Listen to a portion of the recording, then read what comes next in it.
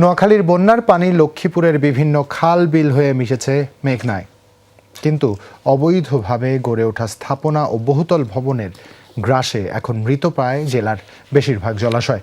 তাই বানের পানি নামছে খুবই ধীর গতিতে, আর এতেই দীর্ঘস্থায়ী হচ্ছে বন্যা।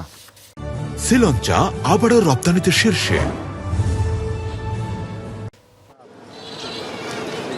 এটি লক্ষ্মীপুরের রহমতখালী খাল। দুপাশে স্থাপনা ছড়াছড়ি, আছে বহুতল ভবনও। এতে সংকুচিত হয়েছে খাল, তার উপর আবার ময়লা আবর্জনার স্তূপ।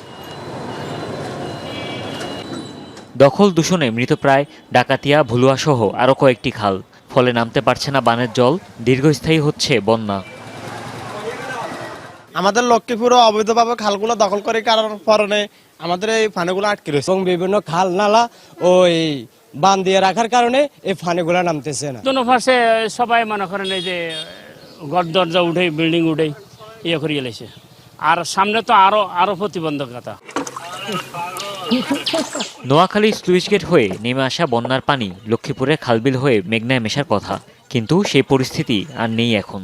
আমাদের ওই যে 3 নম্বর ওয়ার্ডে একটা ড্রেন আছে পানি নামার, ওই পানিটা নামতেছে না, ঘর দরজা করে ওইটা ব্লক করে ফেলাইছে। ভাঙি দিয়ে চুরমার করে দেওয়া উচিত, ওগুলা ভাঙি দিয়ে। এগুলার কারণে বারবার অনেক সমস্যা হয়। খুব শীঘ্র যদি এগুলা একটু উত্থাপন করা হয় জনসাধারণের স্বার্থে, তাহলে আমাদের পানিগুলো অতি দ্রুত নেমে যাবে।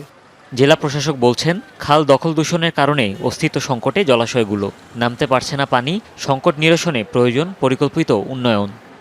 পানিতে একটা প্রবাহ ধারা লাগে, কারণ আনপ্ল্যান্ড ওয়েতে অনেক রাস্তাঘাট, কালভার্টের নিচে জায়গা নাই। এগুলো তো আর একদিনে হয় নাই, এই আনপ্ল্যান্ড ওয়েতে এগুলা হয়ে পানি প্রবাহ বন্ধ। যেটা 50 বছরে হয়েছে সেটা তো আর 5 দিনে হওয়ার সুযোগ নাই। প্রশাসনের তথ্য মতে এবারের বন্যায় জেলায় পানিবন্দী 10 লাখের বেশি মানুষ। হুমায়ুন রশিদ, যমুনা নিউজ।